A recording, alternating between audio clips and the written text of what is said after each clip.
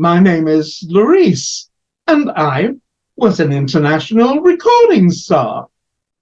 And this is my story.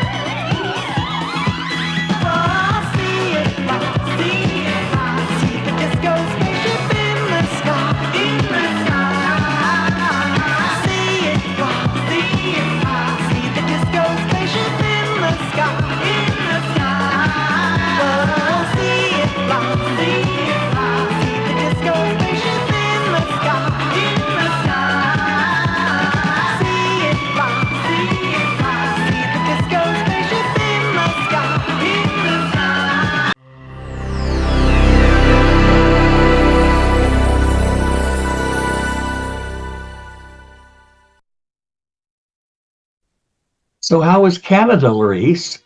Well, Canada was, like London, a very mixed bag. Incredible highs, incredible lows. I actually became a disco diva with worldwide hits. I had a nervous breakdown. Oh, it was awful. I had a nervous breakdown, and then after that, I was fighting my own record company. The homophobia was so intense there, and I don't think Canada was ready for me. I mean, it was a young industry there, but the homophobia and the racism was really, really bad. Oh, that's terrible, Laurice. I'm sorry to hear that. Well, Canada at the time was all Gordon Lightfoot and Anne Murray, and I loved them dearly, but there wasn't much else except American hits. And there were a few rock Canadian hits, but it was very, very conservative. And as I said, I don't think they were ready for me. What a terrible introduction to Canada, Laurice. So are you saying that the Canadian recording industry was not as you had been led to believe it was? Well, yes, that's right. So they thought you were too advanced professionally. So what did you do? I managed to I signed actually with an A&M Records subsidiary because I found producer, famous songwriter Ralph Murphy, an American. Well, he was Canadian, but he lived in America for a lot of the time. And I wrote We Will Make Love All Day and All Night and The Disco Spaceship. Those were two of your biggest hits. We Will Make Love was a massive worldwide hit.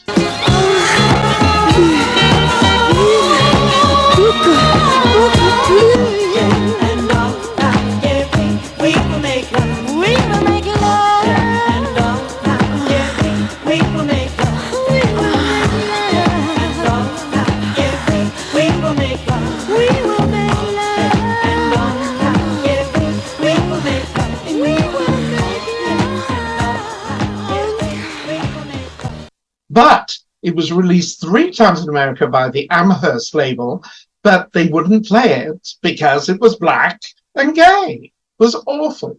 And the Disco Spaceship, well, it was a big hit in Canada.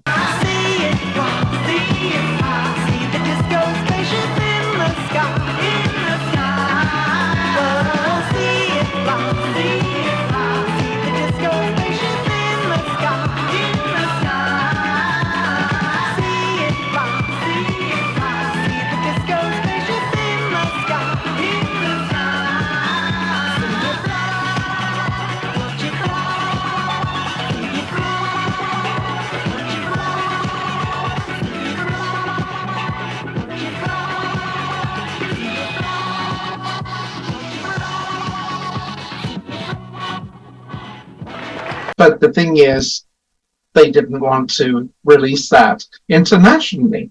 That doesn't seem to make much sense, Laurice.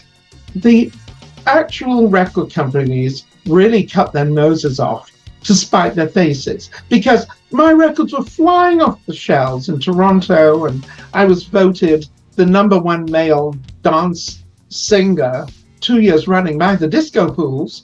Wow. But that didn't matter. They did not want to release my records. They resented the fact that I was having hits. It was incredible. That doesn't seem to make much sense, Laurice. I'm sure it wasn't just me. I think that they did not like the fact that I kind of challenged them. They weren't used to that. Well, that's true. But it's pretty amazing that the record company would go that far to ruin their profits and their artists' popularity.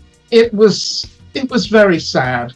And it was hard for me because there I was. I had a nervous breakdown over it. It's partly cultural shock, I think. And all this happening, there I was working in a record shop with a number one song around the world. I just couldn't handle it. It was really, really awful. So I had a nervous breakdown. I can imagine that. It must have been very difficult for you, all alone in Toronto, indeed in a new country. Fortunately, because of a very caring nurse, I managed to drag myself out of it and continue with my career. So that's very good. Did you record again? That's when we started to record in New York, and that was quite something. It was wonderful. We used top musicians, and it was a wonderful experience for me, and I really enjoyed it. But Canada, I think that the music community in Toronto did not like me at all. So why did you think the music community didn't like you? They kind of felt threatened, I think. I'm sorry to go on about it, but that seemed to be the way it was. And I couldn't believe that We Will Make Love and The Disco Spaceship were such hits, and they refused to release. I had a follow-up to We Will Make Love with Love Suite Symphony. Turn it up. Turn it up.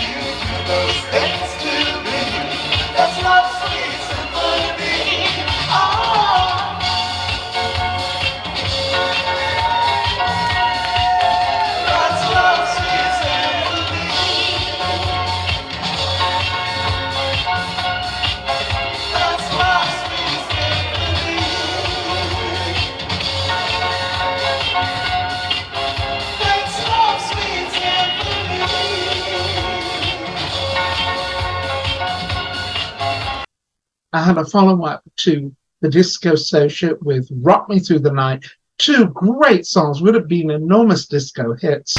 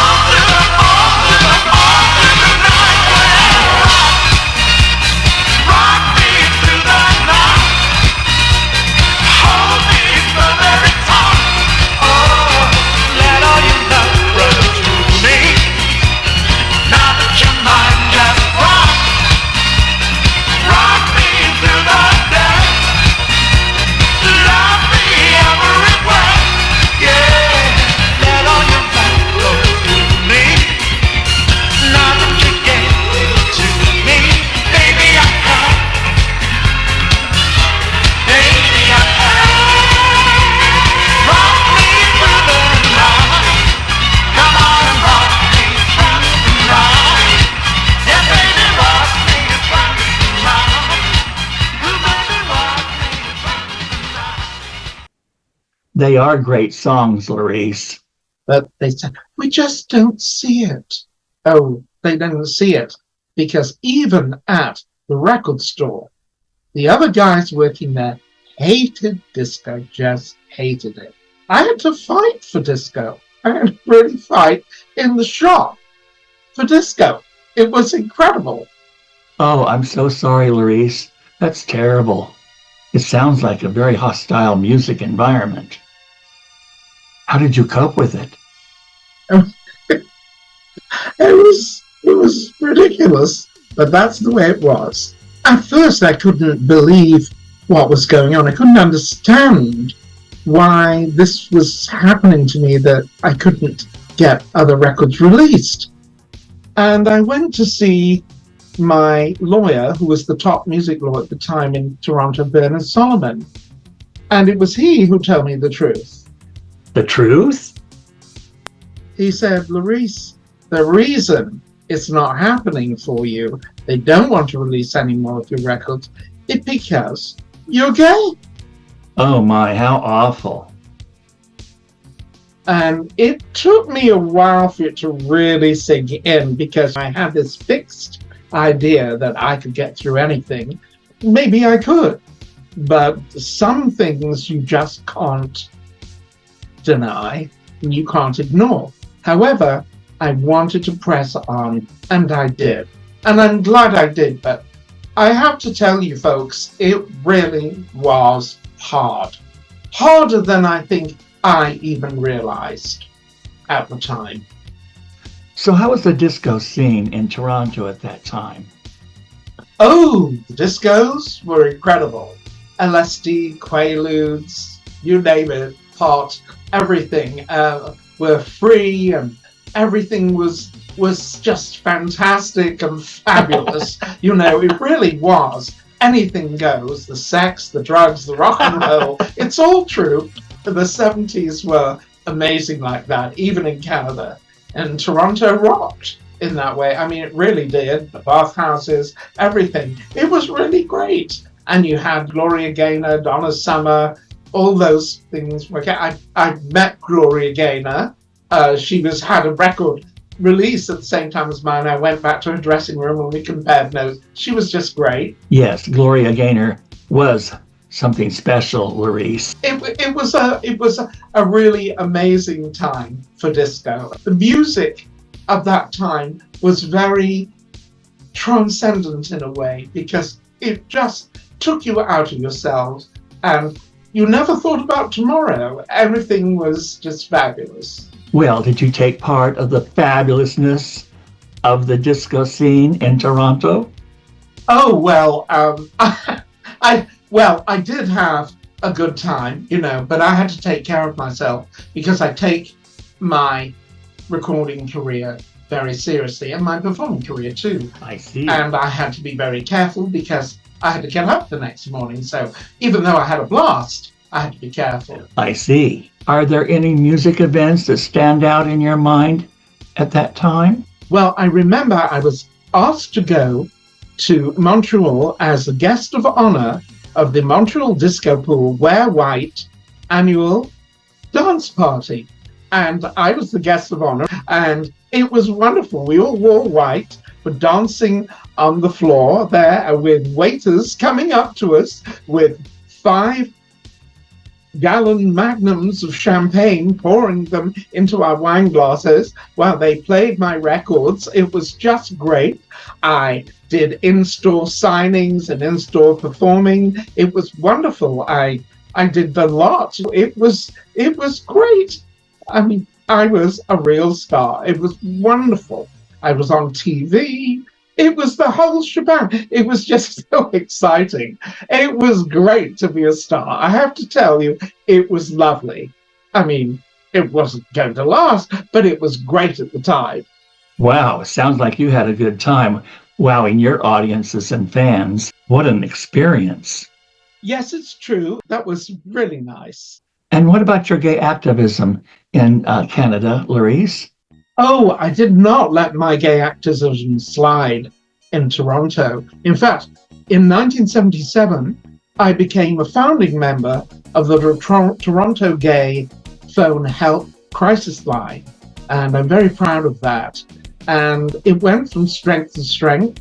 It really, really helped people. And I was very glad to be of help at that time. That's very good, Laurice. But even so, with all that, with the bathhouses and the discos and everything, Toronto still could be a very dangerous place for gays. I will never forget at one particular bar on Yonge Street at Halloween, people would gather outside and throw rocks at drag queens and anybody entering the bar. It was terribly dangerous. The police would just stand around. So it was awful in some ways. That is really shocking, Laurice. That does not put Toronto in a good light at all. So we have a lot. We have a lot of work to do, I'm afraid. That's how it was.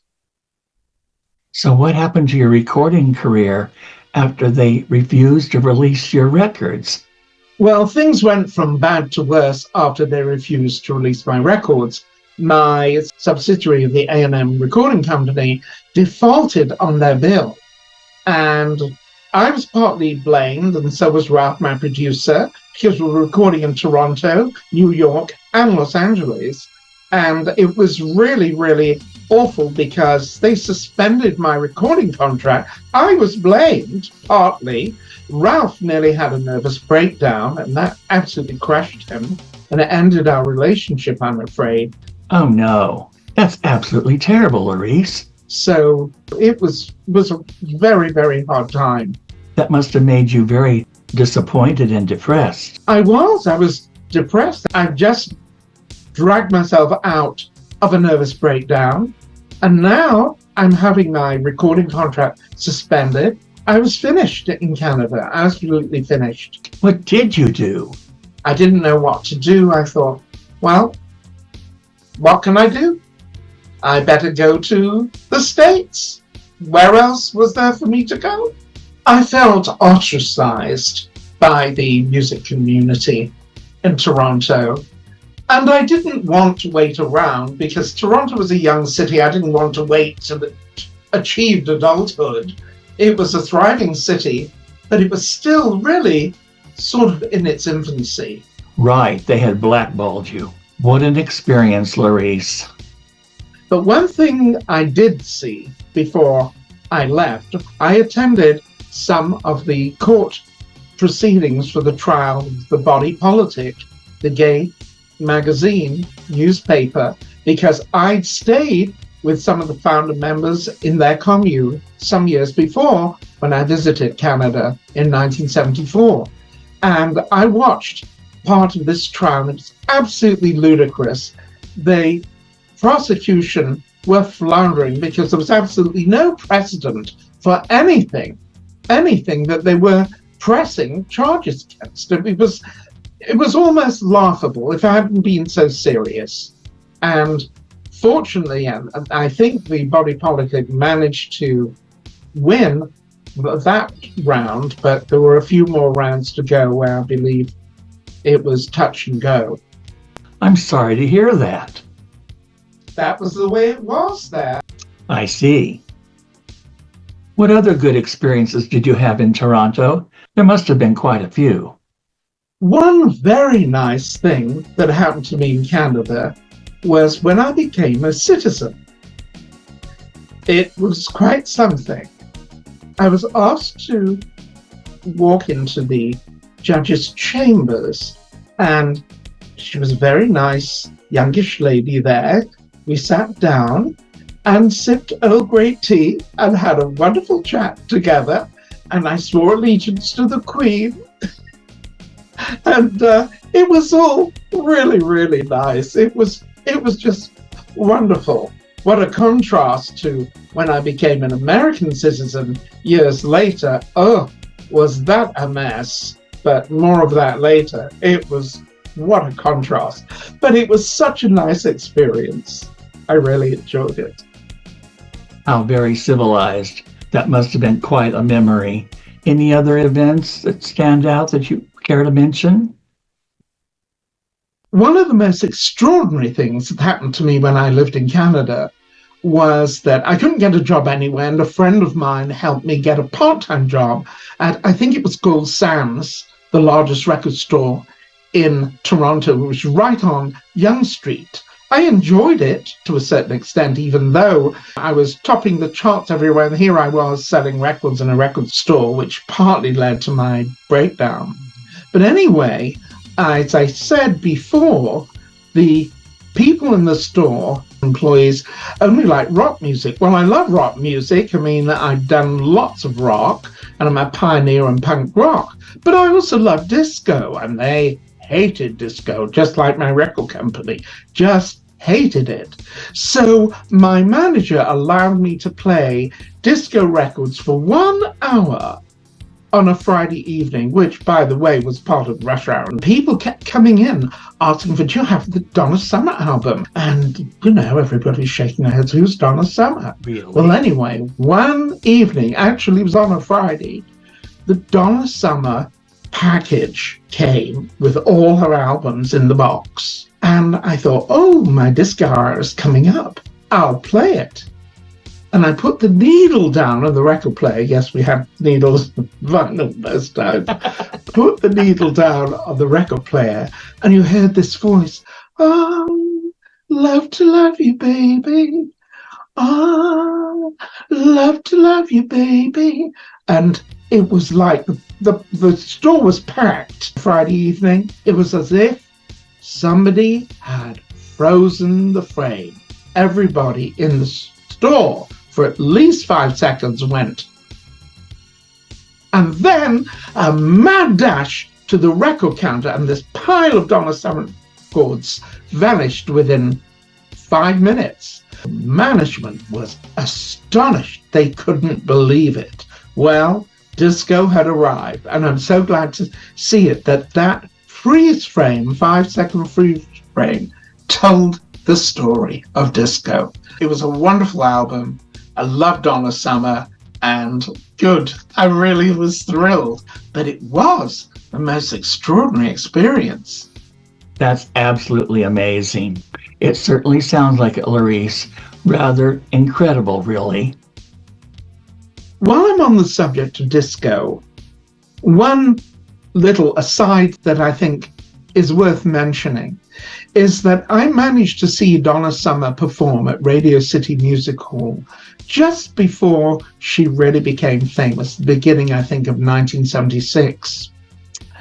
And she was on the bill with a lot of R&B and Motown artists. But she came on with a synthesizer and backing which looked entirely different from what anybody else performing was using. And she went through some of her songs, and she was very good. But it was a 90% black audience, and they just didn't get it. They were like, what? Well, of course, I've been using synthesizers myself on my own records, so I knew exactly what she was doing.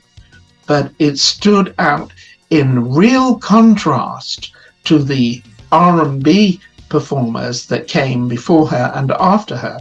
So, quite honestly, most people there didn't get it. It took a while before Donna really launched herself. So you actually saw Donna Summer. That is a very interesting story, Laurice. So you decided to leave Canada for the States. I'm sorry to say that, yes, I had mixed feelings about leaving Canada, but I think I made the right decision to leave when I did. After all, I couldn't record anymore there, so that was it. Wow, I can see why you left. What a horrible experience. It does sound ridiculous, Laurice. That's it. So how was the USA?